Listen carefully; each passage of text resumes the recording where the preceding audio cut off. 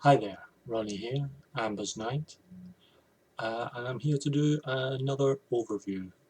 This is for I really have to say, a personal favourite of mine, my favourite sort of fantasy game of any sort of normal setting. Castle Falkenstein remains my top fantasy game all in, but this one really does jump it as number 4 of my top 5 RPGs, and it is this one, Pendragon.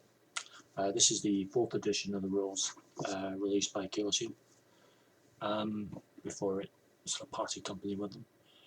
And I like it for several reasons. One, being British myself, I have a certain love and affinity for the Arthurian myth. Now, there is all kinds of debate on all sides. Is Arthurian legend truly British? Is it more French and been ported over? And I'm sure there's people on all sides who have plenty to say about it. I say it's set in Britain. It is quintessentially British in its feel. I call it British and stand by it. One might even say English, but I'm going to stay British. Um, and I've just always liked that sort of romantic, uh, that sort of romanticized pseudo medieval dark age setting, the mysticism of it. It does more than enough to nod its head to Celtic lore. Um, you can always set the game up as an interesting look at Christianity as represented by Catholicism and how it impacted on the Brits and its push to marginalise paganism, which is all in there. The second reason I like it is the actual rule mechanics. The rule mechanics are beautiful. It uses a d20 and d6s for all damage resolution. What's interesting about the d6s and the damage resolution system is, in your typical game, damage is calculated by the damage your weapon does, and then a bonus for your strength, a plus or minus for your strength or your dexterity, and any other subsequent sort of bonuses for distance and so on. Pendragon inverts that. Your starting damage is based on your strength, and then the weapon gives a bonus.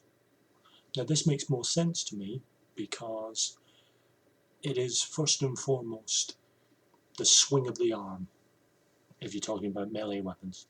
It's the swing of the arm will remain almost consistent. Your arm will be of a particular strength when striking, and the weapon used will possibly add more damage to it or make certain things easier to hit than others. But it's your weapon strength, your arm strength, that actually is the powering part of it. It's just a different way of looking at things. I like that. One of the other interesting and strange sort of things is regarding critical successes. Now, usually a critical success will happen if you hit the extremes of any die. In some cases, if you're trying to roll under a scale, a critical success happens at a 1 and a failure happens at a 20. Or the other way around, criticals at 20, failures at 1. With Pendragon, you only score a critical success if you hit on a natural roll your skill score. If you have, for example, a sword skill of 10, you make a hit if you roll under 10, you miss if you roll over 10, but you score a critical hit if you roll exactly 10. And I like that. It's different. It's a little unusual, it takes some getting used to, but it's different, I like it. The third reason, and it kind of goes back to the first in a way, is character creation. There is about 7 or 8 steps, and some of those steps are broken down into smaller steps within them. It's only when you get to step 6, and right at the end of one of the subsets of step 6, you actually roll your stats. Up until then, you're rolling where you were born, what religion is in the region, who your liege lord is, who your father was, who your mother was. It's all about delivering your background and any skills, bonuses to skills that you might get because of all your background. And then, once you've dealt with yourself up to a certain age, then you roll your skills, your stats, and start allocating skill points and so on. And I find that far more logical system in many ways.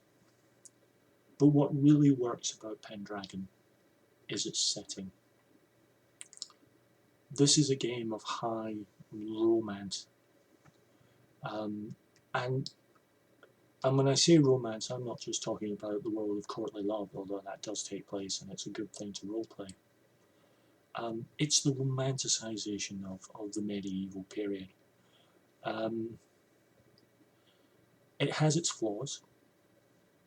One of the biggest flaws that the 4th edition tried to introduce some way of getting round was that playing female characters in Pendragon is pretty much a no-go. Whilst I applaud the game for not being politically correct, it does make it very difficult for female players who are perhaps interested in playing the game as female characters. Pendragon does go some way to, the 4th edition goes some way to restoring that balance by bringing magic into the system, which hadn't been in any of the previous editions, and I don't think actually was carried on to any of the later editions, so it's pretty unique for being in there. The magic system is fairly simple. It's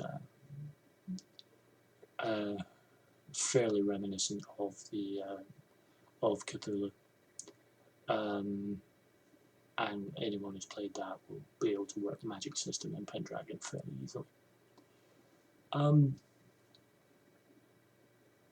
Instead of experience points, you are looking for glory, which is understandable because that is the mainstay. You are a knight. You want to be considered glorious.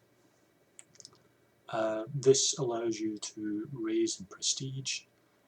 But one of the great things about the game is that it really is designed for multi-generational play.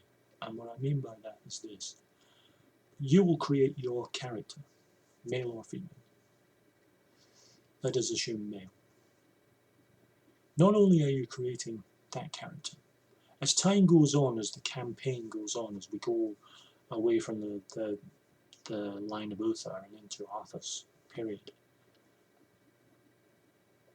you will reach a point where obviously you will be too old to adventure. You will start to look at settling down and having children of your own. In time, those children will grow up.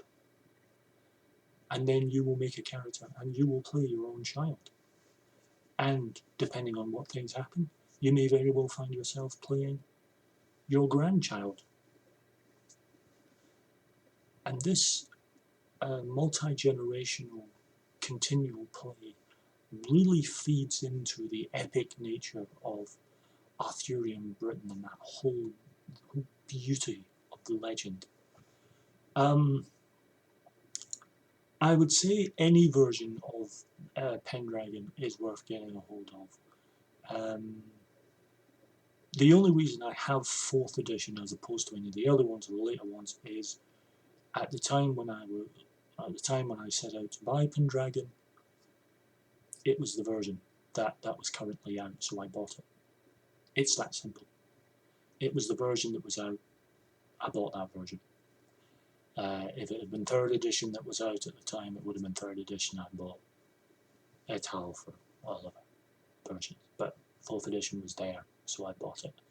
I don't regret it. I have a couple of the supplements, but I'm not big on buying supplements unless the game really jumps out at me. And the only one that really jumped out at me is Falkenstein. But of all the fantasy systems I have, have and I remain very in awe of Pendragon. The only thing that's really stopped me from using it en masse is I don't really get the chance to play big long campaigns these days. I tend to do a couple of one-night games a year. It's just the way things are. And because of that, I can't really use Pendragon as much as I would like. That having been said, if I had the opportunity to, I would use it in a heartbeat because I love it. It's beautiful.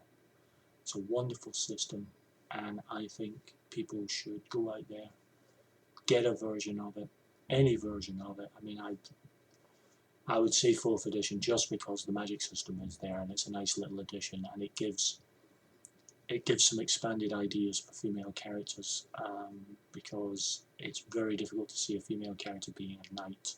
Not impossible, especially if the games master decides to run it that way.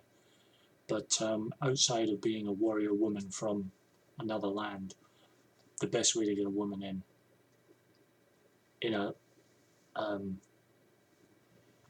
forward role is to use some of the magic system. So yes, if you don't have Pendragon, get it. If you do have Pendragon, I'd love to hear your thoughts on it. Please have any questions, comments, just put them in below, and we'd love to hear from you. And this is Amber's Night signing out, and we'll talk to you again soon.